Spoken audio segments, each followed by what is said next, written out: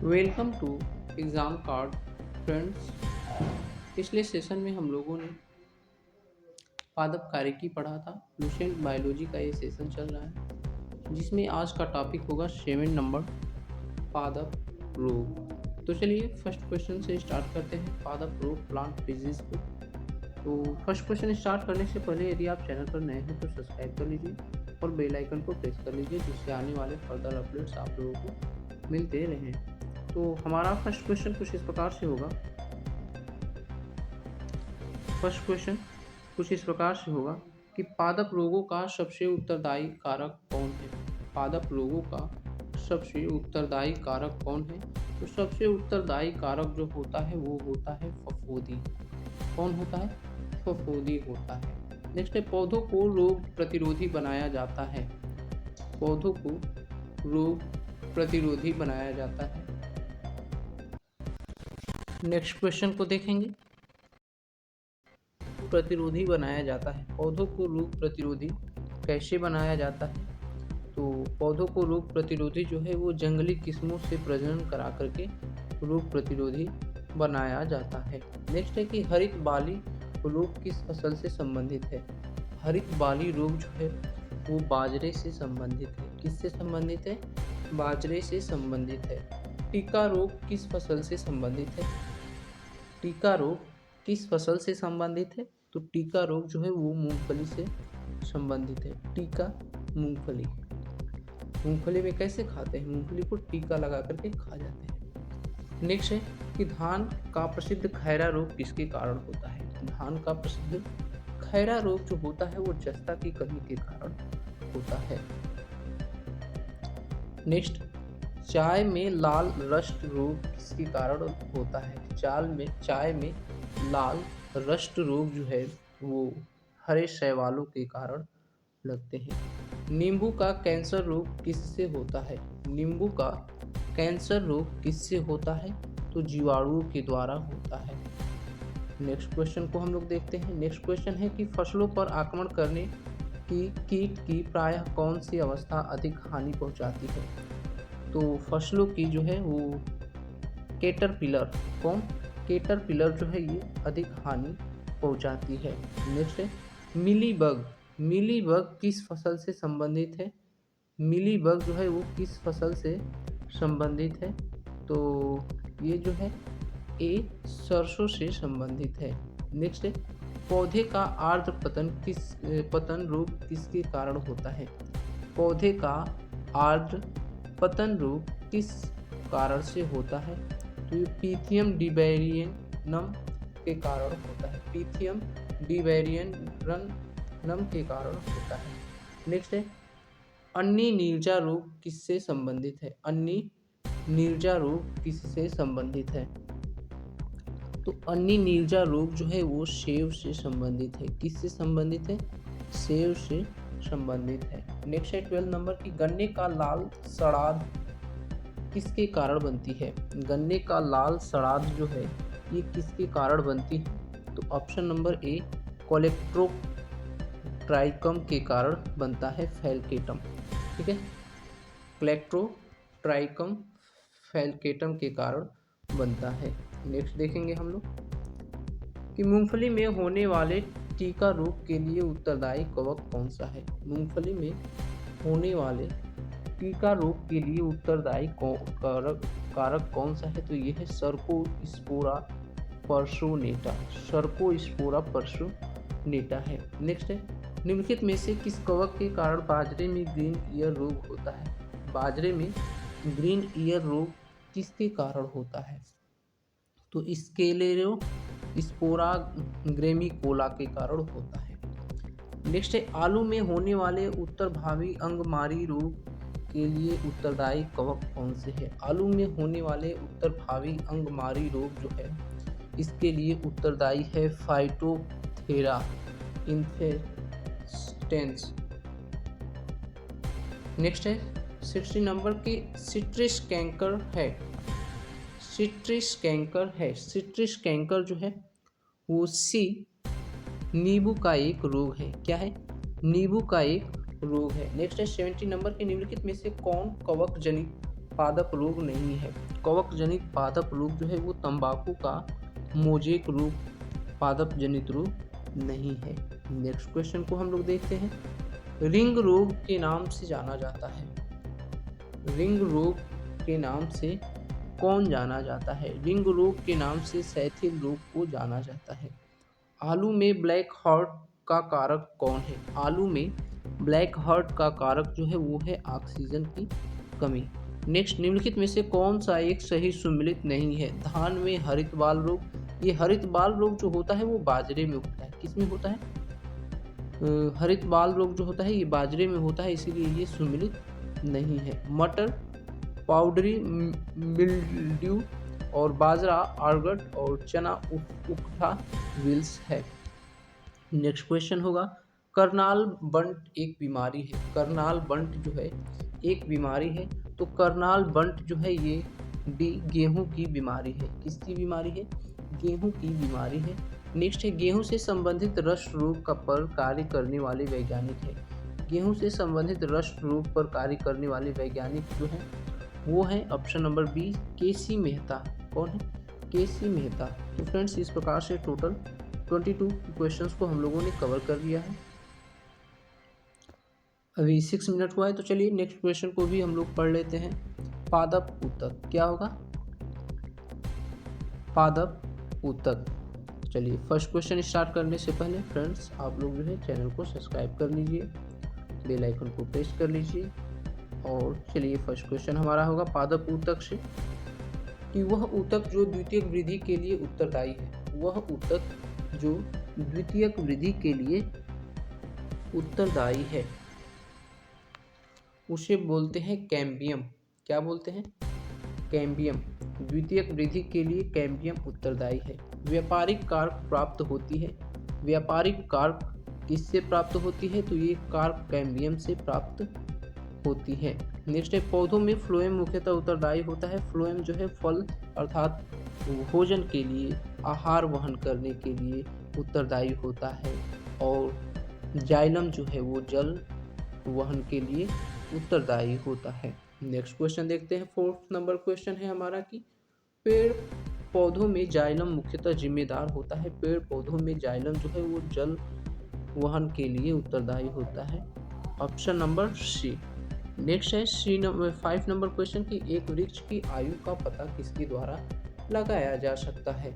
एक वृक्ष की आयु का पता किसके द्वारा लगाया जा सकता है? तो ये वार्षिक वलयों की गिनती करके वृक्ष का पता लगाया जा सकता है। नेक्स्ट है, वायु ऊतक किन पौधों में पाया जाता है? वायु ऊतक किन पौधों में पाया जाता है? वायु ऊतक जो है ये हाइड्रोफाइट्स में पाया जाता है। नेक्स्ट है, आर्किड में विलामेन ऊतक पाया जाता है। आर्किड में विलामेन ऊतक पाया जाता है। मूलों में, किसमें? मूलों में पाया जाता है। नेक्स्ट है, निम्न में से किसकी सक्रियता के कारण वृद्धि वलय बनती है? किसकी सक्रियता के कारण जो है वृद्धि वलय बनती है? तो वृद्धि वलय जो है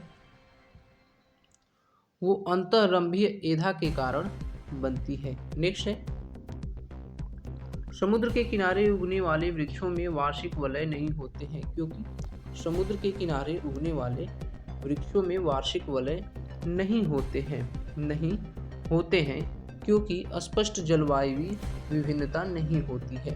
नेक्स्ट है, एक वृक्ष के पुराने तने की अनुप्रस्थ काट में 50 वार्षिक वलय मिलते हैं, वृक्ष की आयु कितनी होगी?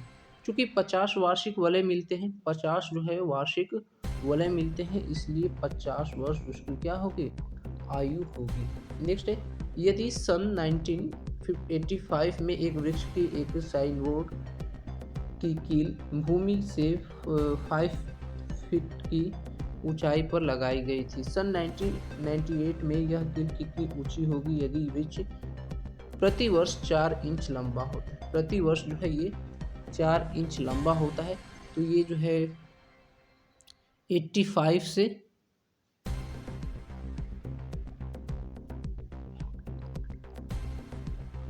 98 जा रहा है। 85 से 98 जा रहा है, इसका मतलब टोटल जो है 8 5 13 वर्ष। 13 वर्ष में 13 चौके 52, लगभग जो है 52 इंच। 52 इंच का मतलब लगभग 5 फीट।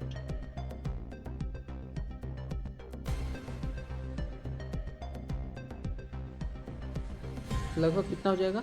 5 फीट होगा। ठीक है, नेक्स्ट क्वेश्चन की तरफ हम लोग चलेंगे।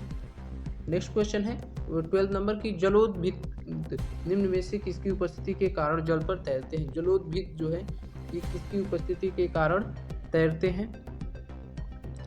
तो ये जो है वायुतक के कारण तैरते हैं। नेक्स्ट है शीर्षस्थ विभाज्योतक उत्तरदायी होता है। शीर्षस्थ विभाज्योतक जो है वो उत्तरदायी होता है लंबाई में वृद्धि के लिए। किसके लिए? लंबाई में वृद्धि के लिए उत्तरदायी होता है। नेक्स्ट है रंध्रों की संख्या न्यूनीकृत होती है तथा ये धसे होते हैं। रंध्रों की संख्या न्यूनीकृत होते हैं तथा ये धसे होते हैं मरुद्भिदों में। किसमें? मरुद्भिदों में धसे होते हैं। नेक्स्ट है 50 नंबर की, शाखाओं से पत्तियां झड़ जाती है निम्न के कारण। शाखाओं से पत्तियां झड़ जाती है। शाखाओं से जो है वो पत्तियां झड़ जाती है किसके कारण? तो ये जो है वो कार्प के बाहर विलगन परत के बन जाने से जो है झड़ जाती है। नेक्स्ट है विलामेन। विलामेन की आवश्यकता होती है। विलामेन की आवश्यकता क्यों होती है? तो नमी के अवशोषण के लिए, नमी के अवशोषण के लिए विलामेन की आवश्यकता होती है। नेक्स्ट है पार्श्व विभाज्योतक उत्तरदायी होता है। पार्श्व विभाज्योतक उत्तरदायी होता है मोटाई में वृद्धि के लिए उत्तरदायी होता है। नेक्स्ट है एक काष्ठीय पौधे की आंतरिक छाल का मुख्य कार्य क्या होता है? एक काष्ठीय पौधे की आंतरिक छाल का मुख्य कार्य जो है वो पत्तियों से पौधों के अन्य भागों में खाद्य परिवहन होता है। नेक्स्ट होता है वाणिज्यिक मूल्य वाला कार्प किससे प्राप्त होता है? वाणिज्यिक मूल्य वाला जो है कार्प किससे प्राप्त होता है? तो ये जो है क्वेर्कस शुबेर से प्राप्त होता है। किससे? क्वेर्कस शुबेर से प्राप्त होता है। नेक्स्ट है निम्नलिखित में से किस एक भारतीय वैज्ञानिक ने पादपों में जल की लंबी दूरी के अभिगमन के सिद्धांत को प्रस्तुत किया था? तो जेसी बोस ने, जगदीश चंद्र बोस ने इसको प्रतिपादित किया था। नेक्स्ट क्वेश्चन होगा हमारा 21 नंबर क्वेश्चन है कि पौधों के कुछ भाग मोड़ने पर बिना टूटे आभासी से मोड़े जा सकते हैं। कुछ भाग जैसे पत्ते और तने की इस नम्यता का कारण इसकी बहुतायत को माना जा सकता है। क्या माना जा सकता है? तो दृढ़ोत्तक माना जा सकता है। क्या माना जा सकता है? दृढ़ोत्तक माना जा सकता है। तो फ्रेंड्स इस प्रकार से 21 नंबर क्वेश्चंस को हमने कवर कर लिया जो है पादप उत्तक से। नेक्स्ट है पादप अनुवांशिकी, प्लांट जेनेटिक्स। तो चलिए पादप अनुवांशिकी को भी पढ़ लिया जाता है। तो फ्रेंड्स फर्स्ट क्वेश्चन को स्टार्ट करते हैं। फर्स्ट क्वेश्चन स्टार्ट करने से पहले यदि आप चैनल पर नए हैं तो सब्सक्राइब कर लीजिए, बेल आइकन को प्रेस कर लीजिए। फर्स्ट क्वेश्चन है हमारा कि वंशानुगति के अध्ययन से संबंधित जीव विज्ञान की शाखा।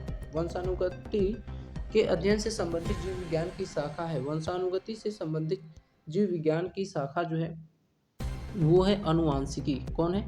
अनुवांशिकी। अनुवांशिकी के जनक वैज्ञानिक है। अनुवांशिकी के जनक जो है वो अनुवांशिकी के जनक जो है वो है ग्रेगर जॉन मेंडल। नेक्स्ट है जीन शब्द का सर्वप्रथम प्रयोग किसने किया था? तो जीन शब्द का सर्वप्रथम प्रयोग जो है वो क्रिक ने किया था। किसने? क्रिक ने किया था। क्रिक नहीं, जोहान्स ने किया था। किसने? जोहान्स ने जो है वो जीन शब्द का सर्वप्रथम प्रयोग किया था। वंशानुगत की इकाई क्या है? वंशानुगत की इकाई जो है वो जीन है। कौन है? वंशानुगत की इकाई जीन है। नेक्स्ट क्वेश्चन की तरफ हम लोग चलेंगे। मेंडल ने किस पौधे पर संस्करण प्रयोग किया? मेंडल ने किस पौधे पर संस्करण प्रयोग किया? तो मेंडल ने जो है वो गार्डन पीपर किया। किस पर? गार्डन पीपर किया, जंगली मटर पर नहीं, गार्डन मटर पर। ठीक है। बारबैरा मैक्लिंटॉक किस पौधे पर कार्य के लिए प्रसिद्ध है? किस पौधे पर कार्य करने के लिए प्रसिद्ध है? तो मक्का। हमारा आंसर होगा ऑप्शन नंबर बी, मक्का। नेक्स्ट है ग्रेगर मेंडल निम्न में से किसके प्रतिपादन हेतु प्रसिद्ध है? किसके प्रतिपादन हेतु मेंडल प्रसिद्ध है? तो ये आनुवंशिकता के नियम के प्रतिपादन के लिए प्रसिद्ध है। नेक्स्ट है मेंडल द्वारा प्रतिपादित आनुवंशिकता के तीनों महत्वपूर्ण नियम संबंधित स्थापित करते हैं। किससे संबंध स्थापित करते हैं? तो ये संबंध जो है पृथक्करण, स्वतंत्र अपव्यूहन और अप्रभाविकता का प्रतिबंध स्थापित करते हैं। नेक्स्ट है, मेंडल ने मटर के पौधे का चयन किया। मेंडल ने मटर के पौधे का चयन किया क्योंकि क्योंकि इनमें विपर्यायी लक्षण उपस्थित थे। क्या थे? इनमें विपर्यायी लक्षण उपस्थित थे। मेंडल के नियमों का एक अपवाद है। मेंडल के नियमों का एक अपवाद है सहलग्नता। क्या है? सहलग्नता जो है ये एक मेंडल के नियमों का अपवाद है। नेक्स्ट क्वेश्चन की तरफ हम लोग चलेंगे। 11 नंबर, मोनोहाइब्रिड अनुपात होता है। मोनोहाइब्रिड अनुपात जो है वो होता है 3:1। क्या होता है? 3:1। जीन्स बने होते हैं। जीन्स किसके बने होते हैं? जीन्स जो है वो डीएनए के बने होते हैं। किसके बने होते हैं? डीएनए के बने होते हैं। सन 1959 में कृत्रिम रूप से डीएनए को संश्लेषित करने हेतु नोबेल पुरस्कार किसको मिला था? किसको मिला था? तो ये कार्नबर्ग को मिला था। किसको मिला था? कार्नबर्ग को मिला था। नेक्स्ट 40 नंबर क्वेश्चन है कि स्वतंत्र अपव्यूहन का अभिप्राय क्या है? स्वतंत्र अपव्यूहन का अभिप्राय क्या है? तो ये एक माता पिता के लक्षणों का पृथक होना। क्या है? एक माता पिता के लक्षणों का पृथक होना। मेंडल की सफलता का मुख्य कारण था। मेंडल की सफलता का मुख्य कारण क्या था? तो मेंडल की सफलता का मुख्य कारण कि उन्होंने मटर के पौधे का चयन करना। मटर के पौधे का चयन करना ही उनकी सफलता का मुख्य कारण था। नेक्स्ट है, डॉक्टर हरगोविंद खुराना को किस आविष्कार के लिए सम्मानित किया गया? डॉक्टर हरगोविंद खुराना को किस आविष्कार के लिए सम्मानित किया गया? तो जीन संश्लेषण के लिए सम्मानित किया गया। नेक्स्ट है, प्रयोगशाला में सर्वप्रथम डीएनए का संश्लेषण किसने किया था? प्रयोगशाला में सर्वप्रथम डीएनए का संश्लेषण खुराना ने किया था। नेक्स्ट है, किसके द्वारा अनुवांशिकता के विज्ञान को अनुवांशिकी का जनक कहा गया है? अनुवांशिकी का जनक किसको कहा गया है? तो अनुवांशिकी का जनक जो है वो ग्रेगर जॉन मेंडल को कहा गया है। अनुवांशिकी का जनक अनुवांशिकी कहा गया है। किसके अनुवांशिकता के विज्ञान को? किसके अनुवांशिकता के विज्ञान को? अच्छा, बेटसन के अनुवांशिकता के विज्ञान को अनुवांशिकी कहा गया है। क्या कहा गया? अनुवांशिकी कहा गया है। ऑप्शन नंबर डी हो जाएगा, बेटसन। नेक्स्ट है, अनुवांशिकी का उत्परिवर्तन होता है। अनुवांशिकी का उत्परिवर्तन क्रोमोसोम में होता है। किसमें होता है? क्रोमोसोम में होता है। नेक्स्ट है, अनुवांशिकता शब्द किसने गढ़ा? अनुवांशिकता शब्द किसने गढ़ा है? अनुवांशिकता शब्द जो है वो बेटसन ने गढ़ा है, इसीलिए इसको अनुवांशिकी कहा गया है। किसकी अनुवांशिकता के विज्ञान को अनुवांशिकी कहा गया है? तो बेटसन की अनुवांशिकता को अनुवांशिकी कहा गया है। तो फ्रेंड्स, इस प्रकार से टोटल इसमें भी 21 नंबर क्वेश्चंस हो गए। तो इस प्रकार से 21 टोटल 63 क्वेश्चंस को कवर कर लिया है। तो इस सेशन को यहीं पर समाप्त करते हैं। मिलते हैं अगले सेशन में कोशिका विज्ञान टॉपिक के साथ। तब तक के लिए धन्यवाद। Thanks for watching. Please like, share, comment and subscribe.